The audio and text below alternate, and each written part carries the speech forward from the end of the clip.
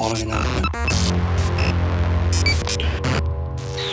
has been paid for by the WZWA Network. Hi, everybody. This is former WWE superstar Al Snow. CW Anderson. Sean Oliver. My name is Eugene. And you are watching the Insider's Edge podcast. Now get on the train. Ladies and gentlemen, welcome to the Insider's Edge podcast here on the WZWA Network in conjunction with Blue Wire Hustle. I'm your host with the most on the West Coast, Karlifornia in Fury. So great to be with you all once again. And it is a cold night here in Perth, Western Australia, but I'm being warmed up a little bit once again with my good friend, Red Wine. And I'm thrilled here tonight because on the Insider's Edge, as we all know, we like to not just interview wrestlers.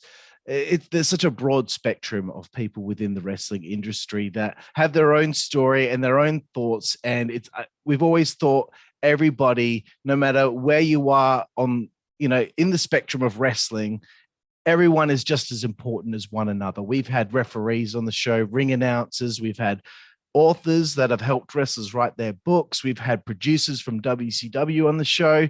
Here tonight, though, I get the chance to speak to a wrestling journalist for the first time. So very excited here. So without any further ado, please allow me to introduce my guest at this time. She is a wrestling journalist like no other. She is the incomparable, one and only Xenia. How are you, my friend? Hi, thank you so much for having me. Oh my God, what an introduction. I feel so honored. Yeah, thank you. This is great. And while it is a cold night in Australia, it is a warm, sunny morning in Jacksonville, Florida. Well, yeah, you're in the right place in the world right now as far as weather's concerned. I am not, but really great to have the chance to talk to you here tonight. First question, you're Russian, correct? Yes, I am. Yeah, very much so. Yep. So you grew up in Russia, I would assume. It's hard to do research on you because all I have is your website there to go by. There's no Wikipedia page yet. I'm sure there will be one day, but I think I should get on it, honestly. But please, for anyone out there, because you're the first person that I've ever had the chance to speak to who's from Russia. And I'm 34 years old now. So I would say that would actually technically make you already my Russian best friend. So congratulations. Thank you, I'm honored.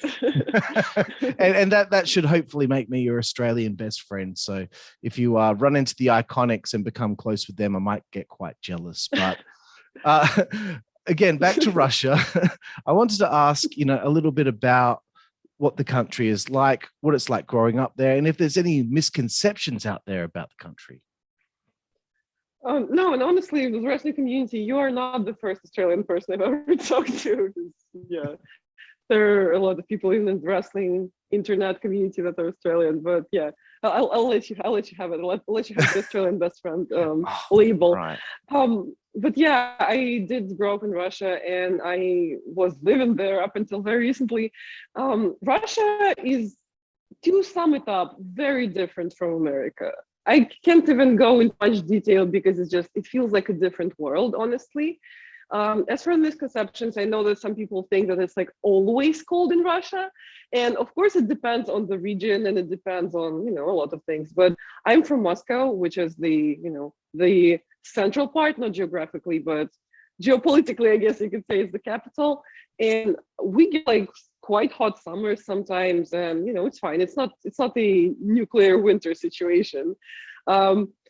Other misconceptions, I don't know, some people say that Russians are like very grumpy and very mean, and that's not a misconception, that's very true actually. Which I don't know if you can tell by me personally, but I always say it and people think that I'm joking, but it's actually true. Russians are not as smiley/friendly as Americans, which to me personally, I like being in America and I like this whole vibe of like openness and friendliness. but it almost doesn't come naturally to me. Like I almost have to be like conscious of it, which is weird. Of course. I just wanted to ask about that because getting to speak to someone who's from Russia. I live in the most isolated city in the world, so I don't get out that often, unfortunately, especially with the way that the world is right now. But hopefully one day I'll get to visit that gorgeous country. Okay, so you're a young lady growing up in Russia. At some point, you see wrestling for the first time. So I need to ask, how did you become a wrestling fan? What was the moment that just went,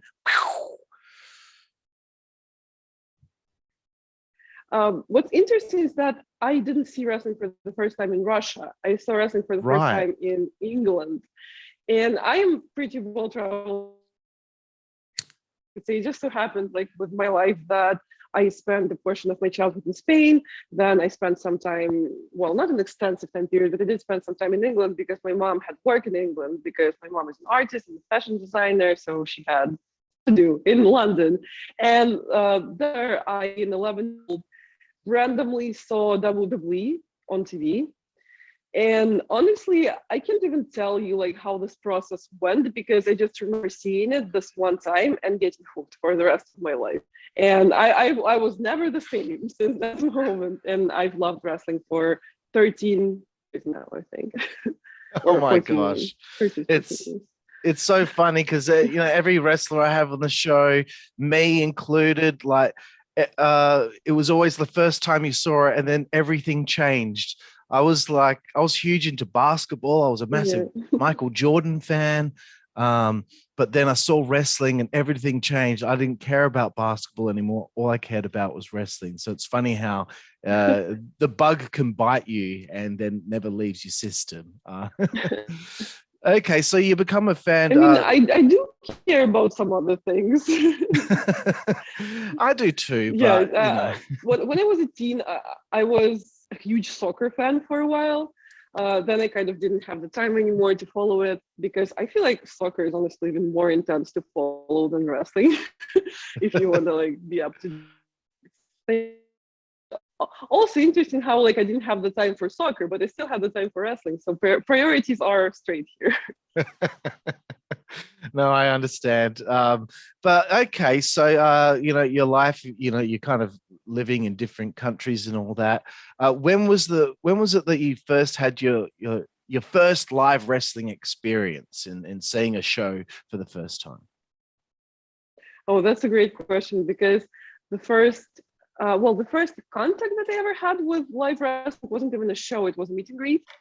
And coincidentally, it was a meet and greet with my absolute like favorite wrestler. I say favorite wrestler about quite some people, but he's like top 5, definitely, like all time, being The Miz. Okay. And that was in 2012 when WWE came with a tour to Eastern Europe, and namely to Russia. And it was so honestly wild to me, because watching it on TV, being aired from America, I never even thought I would come into contact with it. Of course, later on, when I became older and when I was more in control of my life and I realized this obsession wasn't going anywhere, I, of course, traveled for wrestling. But at that point, it was like, oh, like, I really love this thing, but it's very distant. It's somewhere over there, over the pond, as you guys say. And I didn't even think I would ever see it live. And then I saw the announcement for the meet and greet, and not just some meet and greet, but like a meet and greet with my absolute favorite wrestler. When I saw the announcement, I cried. Then in the line for the meet and greet, I cried too. And I mentioned it in one of my videos because it was honestly really weird, because I was like in the line, like bawling my eyes out. And I was standing there and I kind of made eye contact with Miz, and he looked at me and he was like, he just looked away. I guess it was kind of awkward to just watch a person cry before meeting you. Those were tears of happiness, should I clarify that? But yeah, the first show was obviously the show in Moscow that they had after the meet and greet. But it's also funny how my first show was a house show in Moscow, Russia, which again, if you want me to go into detail about it, I've been to house shows in different countries. I've been to WWE house shows in Russia, in China, in England, and in America, obviously. and they are very different. Like the setup is very different.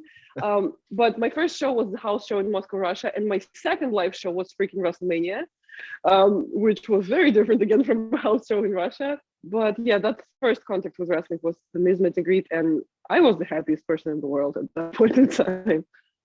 That is awesome. Yeah, no, for me, I think it was like 2005 or something like that when the WWE finally came to Perth for the first time. So that was very exciting for me and my friends. So, okay, you got to meet The Miz and you were crying. This is very sweet. It's so nice. And I think for him, it would feel nice for him that he could have that kind of effect on somebody. So when you actually did meet him that first time, you're a blubbering mess, you're crying. Please tell me, did you have any sort of short conversation with him, or was it all just like, oh, I love you so much, Miz? No, I try to keep myself collected, like whenever I talk to wrestlers, especially now, but like back then too, because like by the time that they actually walked up to him, I was like, I wiped everything, I was like trying to be a normal person.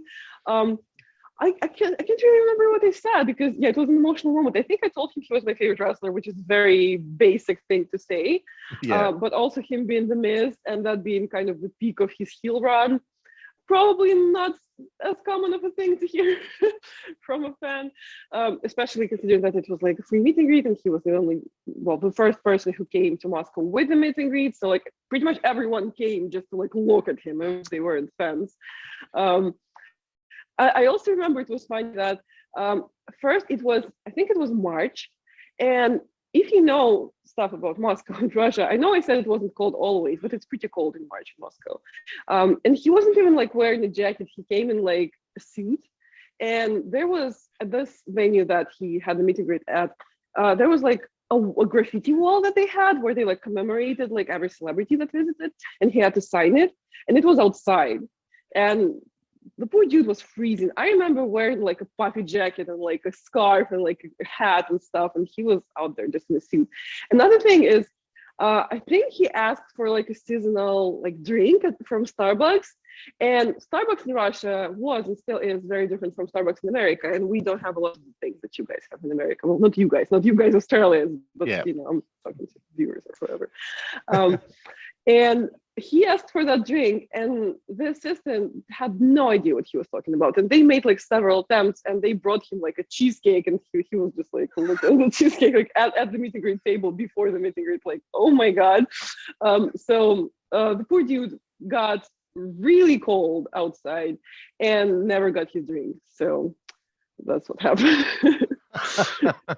Oh dear, the life of a wrestler. But it is very nice to meet obviously one of the biggest Miz fans in the world right now. I'm a big fan of him as well.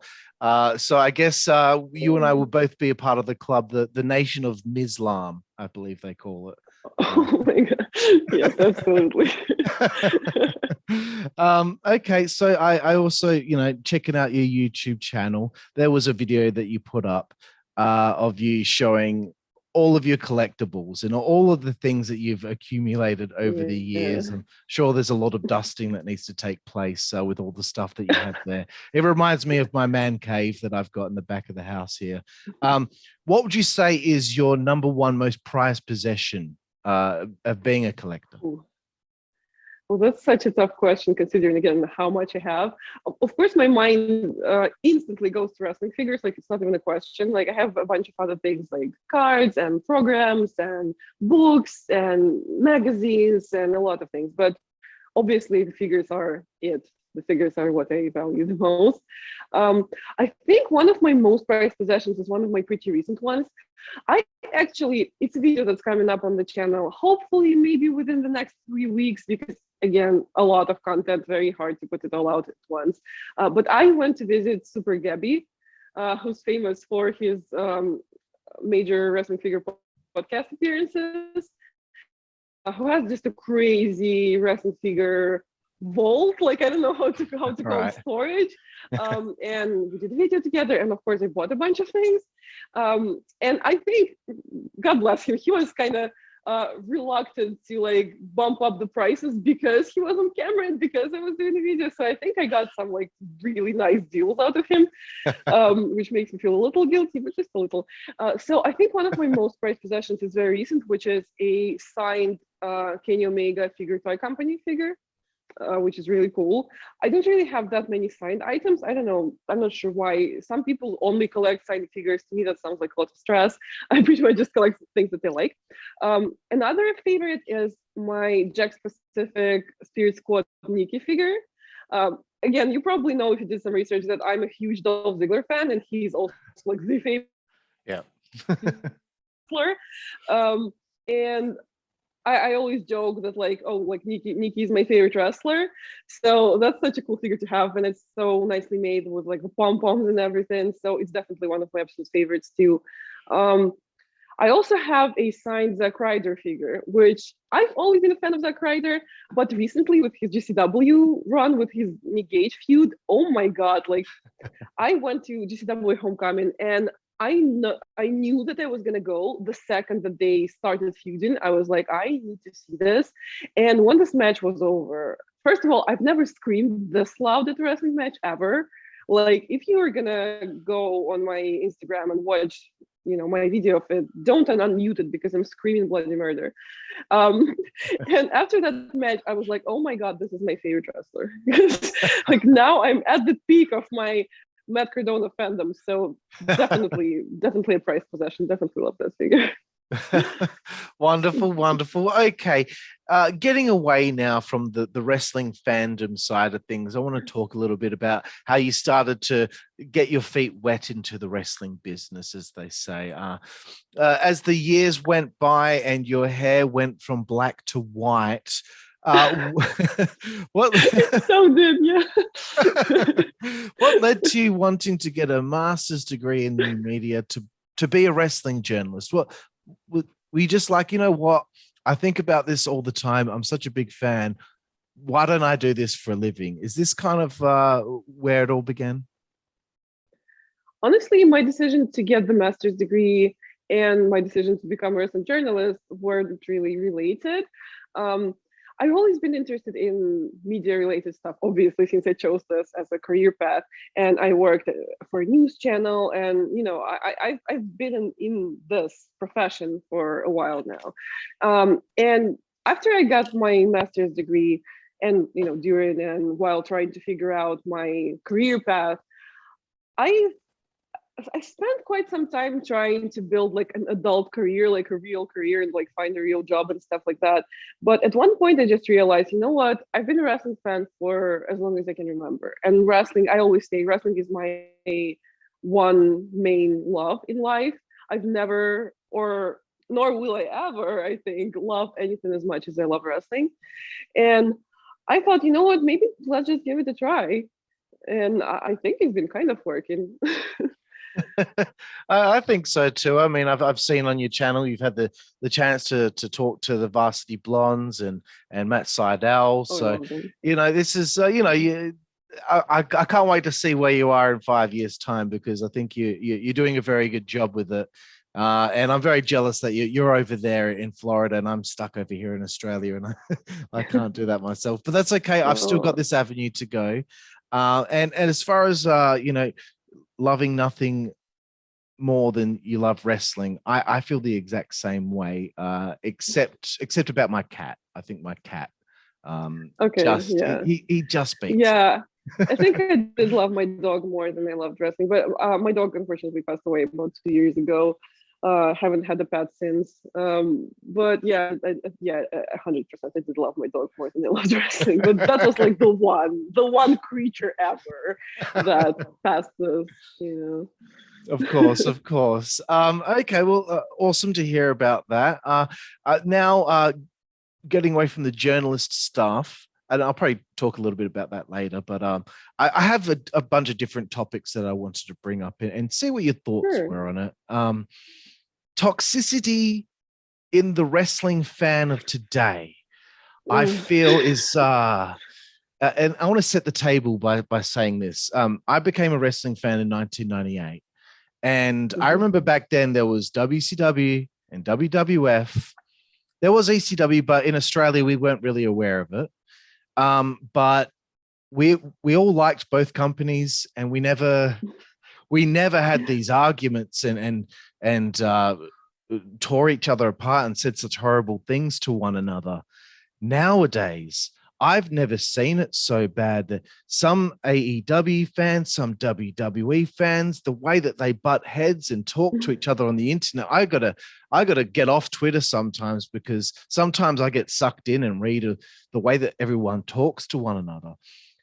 What, from your perspective, what is the problem? What happened? Why do we have to, even when TNA or Impact Wrestling was kind of the number 2 company a few years ago, I don't remember there being such hatred towards one another. We all wanted both wrestling companies to do well. So your perspective have you seen this, and how do you feel about it? Oh yeah, I've definitely seen it, definitely experienced it, and I am the kind of person that will say like, oh, like you can like all companies, like just watch the wrestling that you like and like the wrestling that you dislike alone. And I do get annoyed sometimes, because like even yesterday I was kind of live tweeting Raw, and I tweeted something about Drew McIntyre, and someone responded with like, oh, but AEW does this and that, and I'm like, what does this even have to do with anything?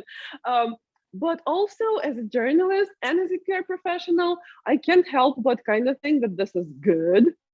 Because one thing is, way back in the day, which I'm a little younger than you, and I only started watching wrestling in 2007 or 8, I think. Yeah. And I haven't really experienced that in like the way that it went down without the internet factor and without the Twitter factor. But now it's just that fans do have a lot more of a voice.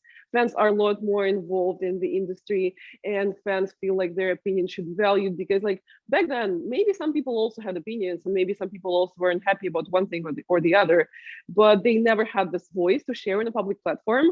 And now, well, according to some people, fans are even a little too important for wrestling, because fans expect to be catered to a little too much.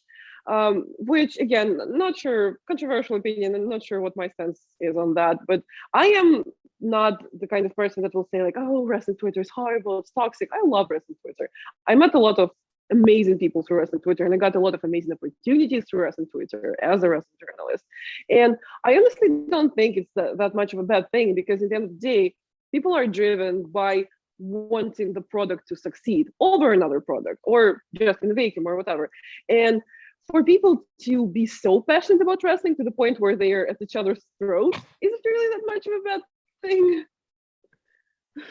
That's fair enough. No, like I appreciate that perspective, and I've never really thought about it from that point of view before. So, that's fair enough. But yeah, I just feel like, oh, gosh, sometimes everyone seems so angry all the time.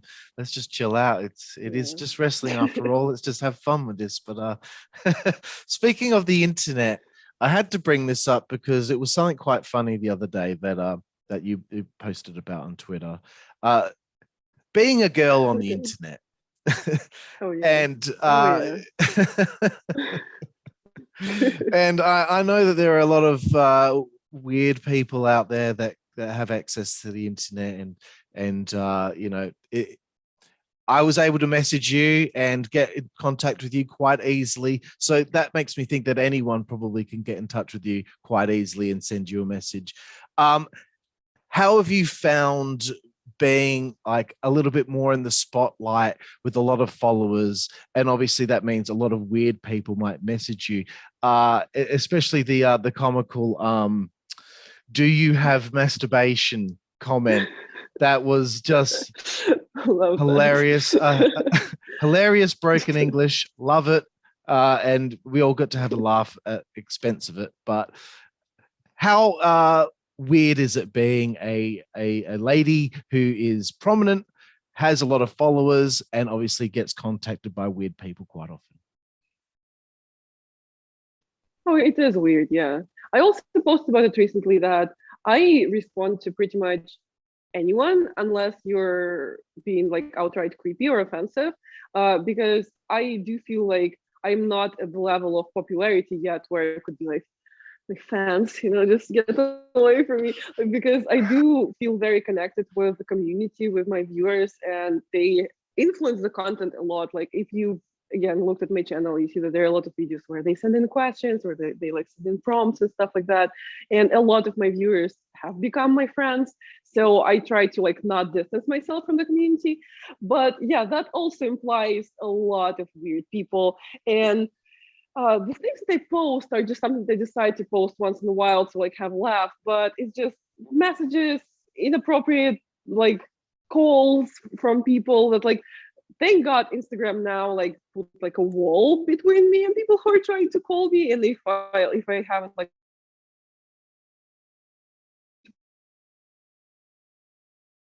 body parts all the time. But again, that's just being a woman on the internet. And honestly, I've developed like a bit of a thick skin. Like I don't really get like that creeped out by weird people on the internet anymore. It's just, I open someone's message, it's a dick pic. I'm like, okay, just another day in the office. Like this is fine. But obviously it's not fine. And obviously just the fact that I was forced to develop a thick skin and I was forced to learn to deal with that does not make it okay in any way, shape, or form. And honestly, whenever someone like does this, like sends an explicit picture or sends like a very detailed and like explicit hate message, which I also get, people write me like this big of novels about how much they hate me. And whenever that happens, my first thought is always, okay, I can deal with this and I know that I am fine with this, but what if it was another person? Because mental health is a huge problem in the community too, and just in the world right now, especially with the pandemic, it's made a huge, impact on a lot of people's mental health. And whenever I read something like this, I'm like, okay, this is fine. This is not gonna ruin my day or anything. But what if it was another person? What if it was something that really, struck a chord with them? What if it ruined their day? What if it made them think less of themselves? And that's what really bothers me about those messages. So whoever is listening to this, please know that creators are real people. And even if you think that we're not going to see it or we're not going to take offense, which most of the time is probably true, but we're still people. And, even with me sometimes, like I've been doing this for 3.5 years and I've seen any and every insult one can throw at me. But still, sometimes there will be a message or a comment that will really like get under my skin. And it's not about being upset as much as it is about being angry. Like I get mad at people sometimes, people annoy me sometimes, and usually it's not even like outright creeps, but just someone nitpicking and being hateful about like a particular thing that I said, or like doubting my credibility, because I talk about feminism a lot, which again triggers a lot of hate. And I would say I'm very educated on the topic of feminism. And whenever just some guy like passing by goes like, oh, you don't know what you're talking about, like that's something that could really make me mad, which is weird because I've had people call me like ugly in every single way possible. And I'm like, this is fine. But yeah, it's a strange world. And I've even had wrestlers about it where it's almost people, there's this like glass wall between you and them, and they can say anything, they can do anything, and then be a completely different person in real life. Because when people write you like hate messages and hate comments, it's almost like they don't think you're gonna read it, and when you do and when you respond, they're almost like scared, they're almost startled, and they start saying like, oh, I was kidding, or like, oh, like I didn't mean it in that way. So with with the internet being factor that removes you from reality and removes you from responsibility, people just say things. So takeaway here is, sorry for rambling for this long, is just know that whoever you're saying things at is still a real person and still could very much see it, and it still could very much impact them. Not me, I'm a bad bitch, but someone else. Yeah, no, I completely get where you're coming from with all of that. And I think one of the main problems is that when you're in front of someone in person, what you want to say or whatever's going on in your head has to go through a filter, because it has to come out your mouth at some point, and then you're going to have that person right there in front of you react to it. I feel like when you're just on your computer, typing these mean things to people. You don't have that filter from here to here because you don't have the, it's not coming out of your mouth to the person, to their face. So I think that's what the problem is. The filter from here to here disappears. So, but you're right. And I think, I really do think it's important that people start thinking about how the reaction can be from certain people if you do say these horrible things. You never know if that person's having a bad day, and that's the thing that sends them over the edge. You never know.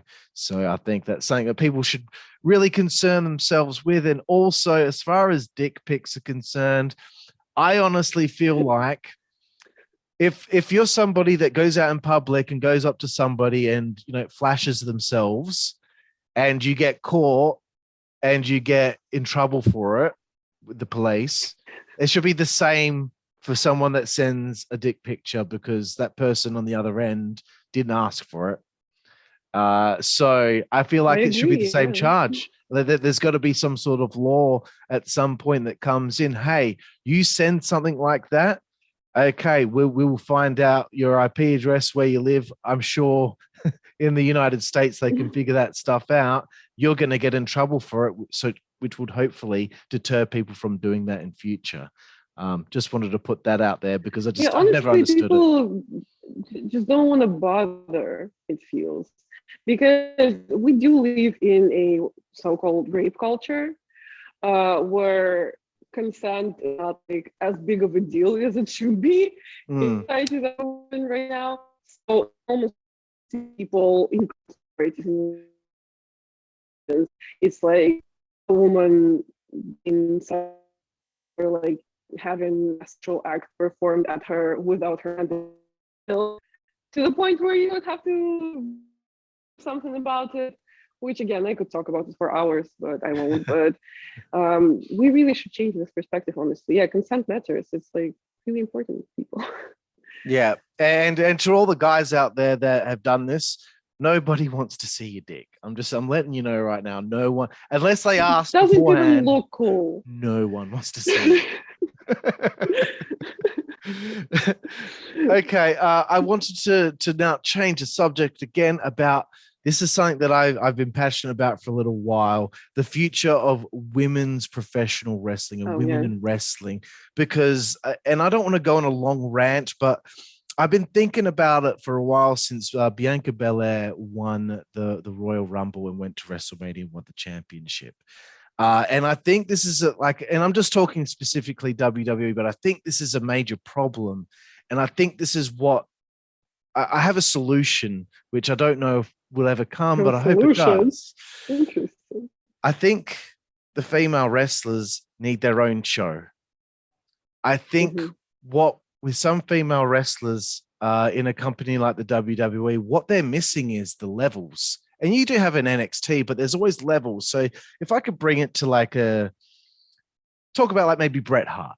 When Bret Hart came into the WWE, he was in a tag team that became tag team champions. Then he left the tag team division and became intercontinental champion. There's a journey that's taking place here. Then he wins the WWE championship. He loses it, gets screwed out of it, wins King of the Ring. Then at WrestleMania 10, finally gets to, be coronated as the champion. It's this big story for years and years. He was a tag team wrestler, mid-card, upper mid-card. Now he's the champion. So that when I was thinking about Bianca Belair, I was like, man, she's only been on TV for a couple years here, and there hasn't been a journey for her to get there, so we can get to know her and see the trials and tribulations of her journey to get there. So it feels like Rhea Ripley as well. All of a sudden, they're just the women's champion. It feels like, okay, they're so early in their career. Where do they go from here? They will lose the title and then maybe they'll win it back. It just feels like so much content of a character's journey is now missing because they're sharing TV time with the men who have two world titles, 2 tag titles, intercontinental and US title divisions, plus the feuds that don't have any championships involved. So I feel like the women are just stuck, and and they need their own Mhm. show. They need their own time so we can really get to know the performers on the roster. Sorry for the long rant, but this was just something that came to No, you're mind. totally making a lot of sense. The journey of the character means something, and they've done And wrong see, by like, some. I think I can tell you why women lack those levels of major promotions. So, and it's also going to go a little deeper than wrestling. And again, I'm going to talk about feminism. Yep. But thing is, even like, I'm going to give you an example to illustrate this. But first, I'm going to throw in this, this idea that in our society, in media, being a woman is almost like a gimmick. It's almost like an add-on on a character. So here's the example. In cartoons, we see this a lot, or like in sitcoms, where there will be a group of friends that are like outcasts and that are like, not the popular kids and that are like somewhat gimmicky. And we will have like, oh, a guy who's a nerd. Oh, a guy who, I don't know, who sings, or like, then we have like, oh, a guy who does this and that, and a girl. It's almost like a guy who's a girl almost, because like being a girl is like a gimmicky character trait almost, like, oh my God, a girl. Yeah. And that's exactly what happens with titles in major promotions. Oh, we have the tag titles. Oh, we have the intercontinental title and the women's title. See, it's almost like it's a gimmick in itself. And the answer to that would be humanizing women. Like, a woman is not a gimmicky add-on. A woman is ideally an equal human to a man. And then it would make sense to also have like, oh, a women's mid-card title, women's tag titles. But while on a deeper level as a society, we perceive women as a gimmicky add-on, that's not going to happen. And honestly, we also in wrestling need to think about business. And business-wise, I don't think having an all-women's show is the answer, because we also have to think about ratings. But I also always say that there's no equality in wrestling until we have at least 50-50 men's and women's matches. But also, again, as a journalist and as a PR professional, I know that women's matches get worse ratings when it comes to WWE, that people switch the channel.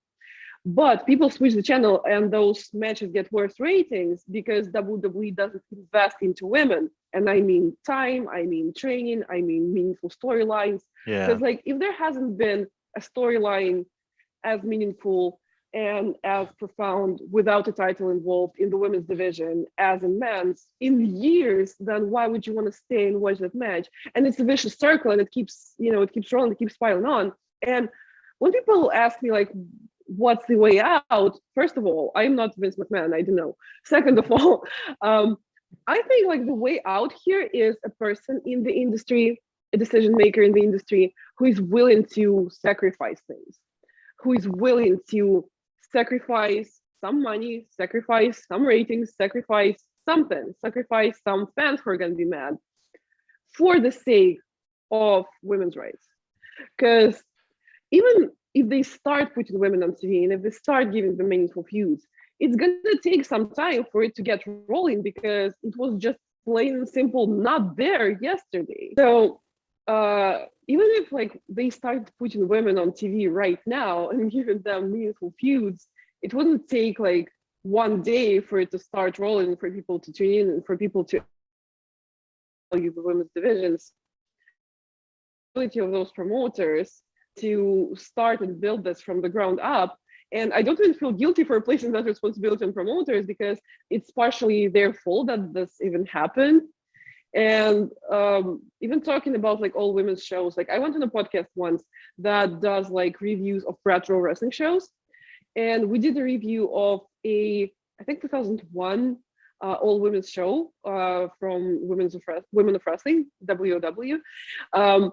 And even back then, it was like a stadium that was packed for a show. So apparently, when women's wrestling was just getting around as a genre in itself, were intrigued. Like, people were ready to in and to watch it, and to make it a thing. But then, as always, patriarchy happened, and it never really got off the ground. So honestly, just like with many other things concerning minority rights, which I say minority rights, women obviously aren't a minority, but they're treated like one. With anything considering minority rights, the only way to change things is to sacrifice things. So sometimes you gotta sacrifice some money, some ratings, and some upset fans to change things, and that's okay. I agree. And I'm happy to have got your perspective on all of that. But yeah, I just feel like they need to be given the levels that you need to tell a journey and a story of each character on the show. So it's not like they've won the championship. Now they have another 10 years left of their career and they've already hit the apex. Anyway, moving on from talking about the future of women's wrestling, I wanted to ask you, what is it that lets you down about wrestling the most today? What a sad question. But it's a good question. I've never been asked that. But my answer is going to be boring. Like, the thing that does let me down about wrestling is the lack of inclusion. And it's a double-sided thing too, because on the one hand, the thing that makes me the happiest about wrestling recently, and the reason why I like modern wrestling over retro wrestling, and I'm not the kind of person to go back and watch old-time wrestling, is the levels of inclusion that we are getting. Like, we are getting more women are getting longer matches, we're getting more LGBTQ plus performers, we're getting more people of color, which is great and amazing. But then again, on the flip side, there's still such a long way to make, and that's lets me down. And especially what's letting me down is when fans are being crappy about it, where actually I have a video on my channel that I made after first women's WrestleMania main event in history, and it was one of the most disliked videos on my channel ever. And pretty much what I said there was, it was like a response to people saying that, like, oh, like, we had a women's WrestleMania main event, like, what are you talking about? There's no inequality. And I said, like, this very simple thing, just like I did here with you, that unless it's at least 50-50, it's not equality. Like that's literally what the word equality means. And that radical notion made people dislike the hell out of this video. And that's what honestly lets me down, because the industry, in the end of the day, is a reflection of demand, of what fans want, even if sometimes fans think that their opinions don't matter and that no one gives them what they want. But in reality, the industry does react to them, and the industry does cater to fans. And just seeing fans, modern people in the 21st century, get pissy about, like, oh my god, another women's match, or like, oh my god, I don't want to see like someone showcase their sexuality and stuff like that. That's really what upsets me, and I hope we can, travel in the right direction in the nearest future. Excellent. The next question is the opposite side. What are you most excited about with wrestling today? I think I kind of answered it, actually. But I gave like a bit of a profound, wide angle answer. If you want a simpler answer, I can tell you that my favorite things going on in wrestling right now in terms of kayfabe are Cardona being the WZWA champion. Also probably the whole Kenny Omega versus Hangman storyline, which has been so nicely, profoundly, intricately written, which again, writing in wrestling is a big thing for me. And I also talked about it on the podcast recently. I think that it's not even about lazy writing. It's about some wrestling writers thinking that they don't have to write complicated things, they don't have to write complicated stories because the wrestling fan is not able to digest them. But I think the modern wrestling fan can handle at least one or two complicated stories per promotion. It's not rocket science. Also, some things that have been making me really happy is some promotions, the smaller ones, getting off the ground again after the pandemic and getting to travel again, like Mission Pro. I recently ring announced for Mission Pro when they had a show in Jacksonville, and I think it's a great promotion that features a lot of talent that doesn't get enough spotlight. Also, No Peace Underground has been doing great, and I found my love for deathmatch wrestling this past maybe 2-ish years, but now it's brings so much joy.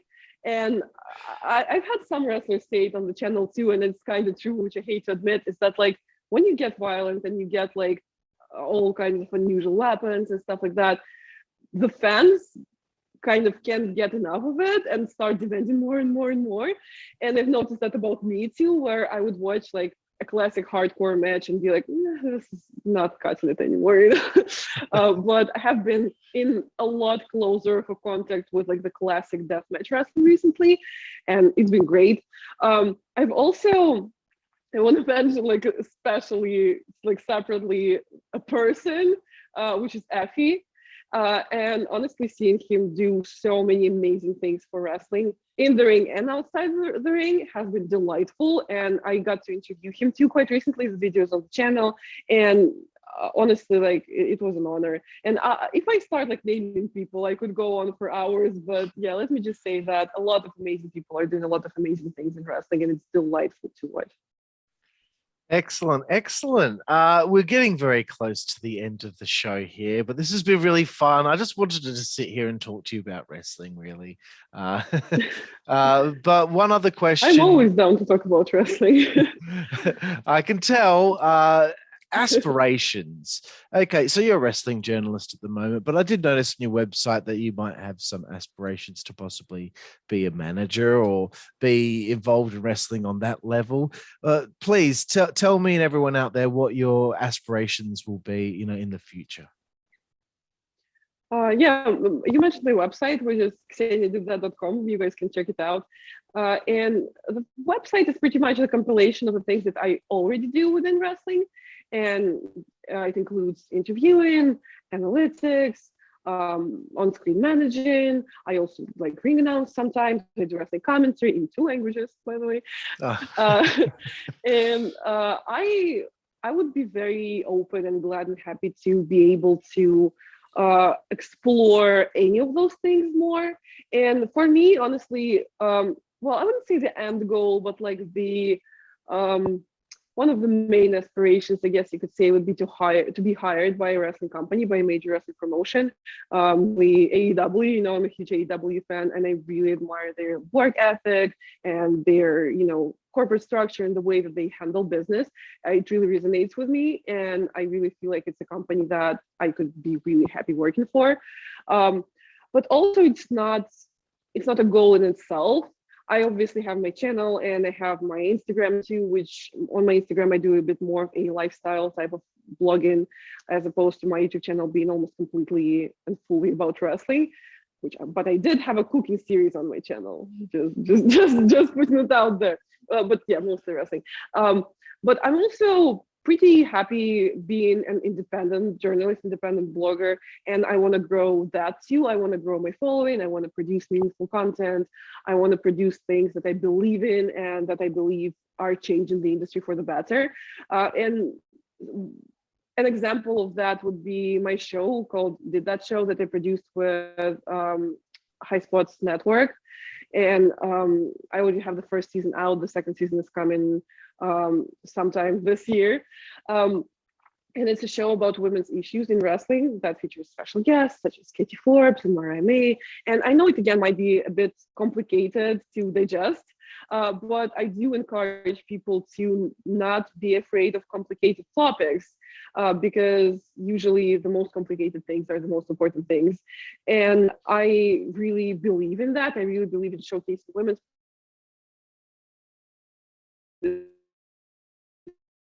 and I really keep working towards that. And if I can do that under contract with a wrestling promotion, I would be very happy. But if I don't, then I would still keep doing that, and I will still keep putting things out into the world that I believe in and that I believe are important. And I would love to be able to grow within that.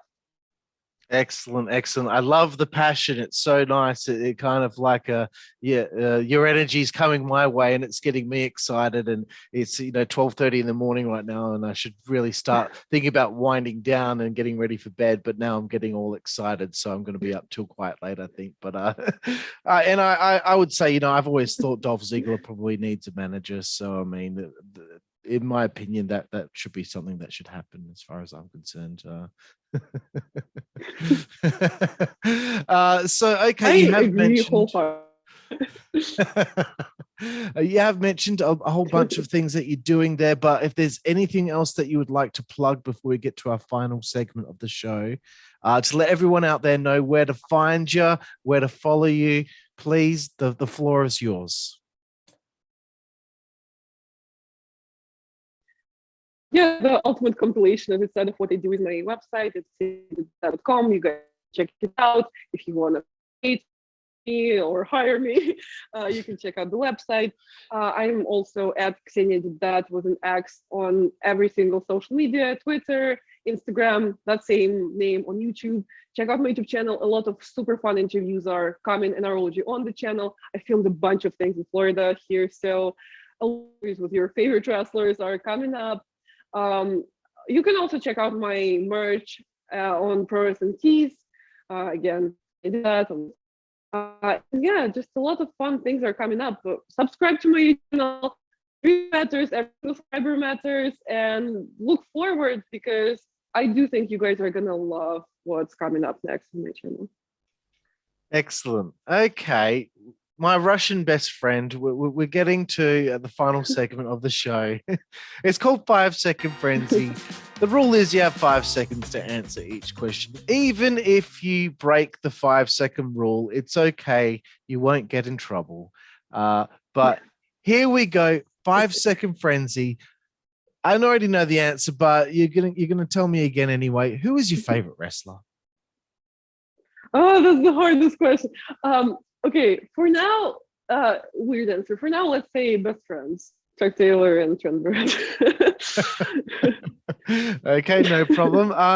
If you could, this is going to be a tough one, but if you could go back to what your favorite matches that you've ever witnessed, what would you go with?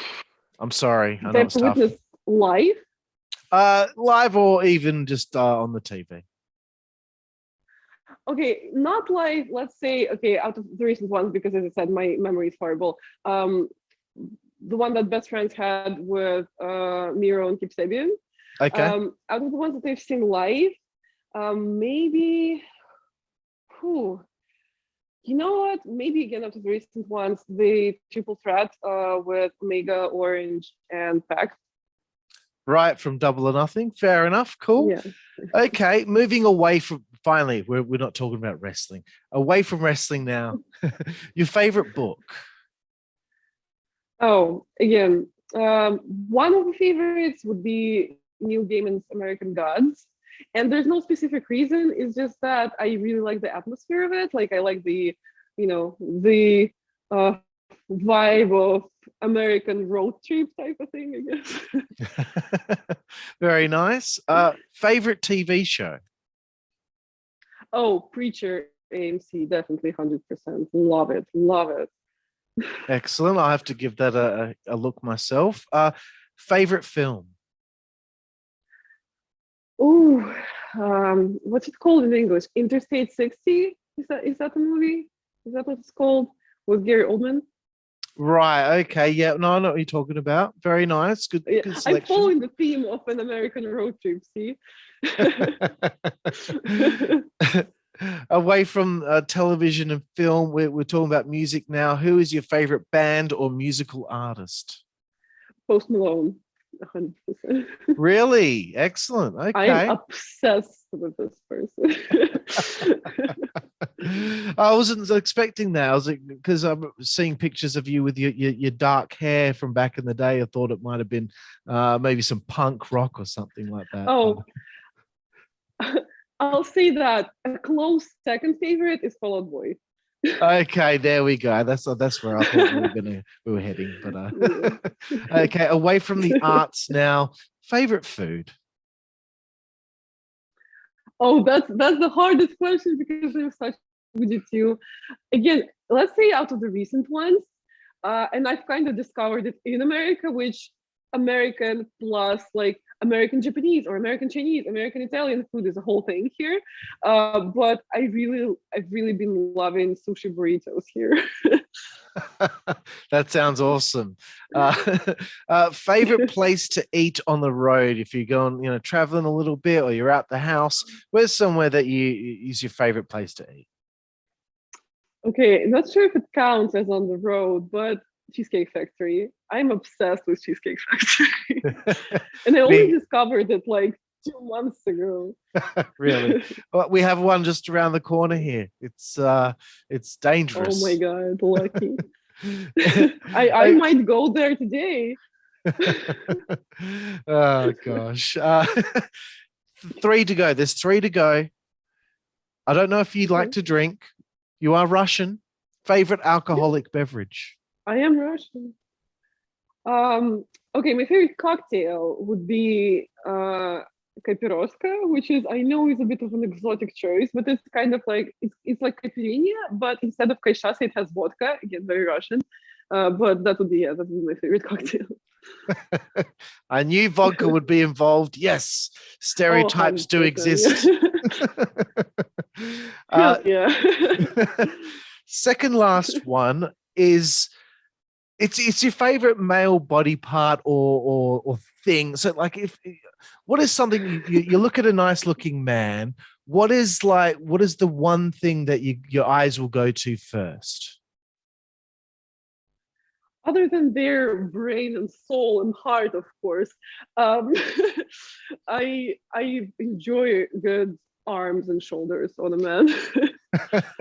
Very good. Yeah, no, we've had a plethora of different answers for that question. The brain has been very popular, but I screw the brain. Let's just do the arms and the shoulders. Very nice. And look, I don't think that you have said one curse word on this show, but the final question is, what is your favorite curse word? I don't think I have a favorite curse word, but I did say a curse word on the show. I did say bitch. So yeah, I wouldn't say it's my favorite because it's very specific, because I get uncomfortable when like men say it. I think like I as a woman can say it, but men, it's like, yeah, maybe don't. I don't know. I don't really curse that much. I don't even curse on the channel. So I don't know if I'll say sorry. That's okay. No, we've had a lot of people on the show that don't curse, so that's fine. And it's okay that you said that word because you called yourself a bad bitch. So I mean that's pretty cool, right? I mean, I do curse like a little in real life, but I try to not curse on the channel because I try to keep it like somewhat family friendly. Of course. Ad friendly. So it's like, and also with cursing, it's more like situational, so I don't think I have like a favorite.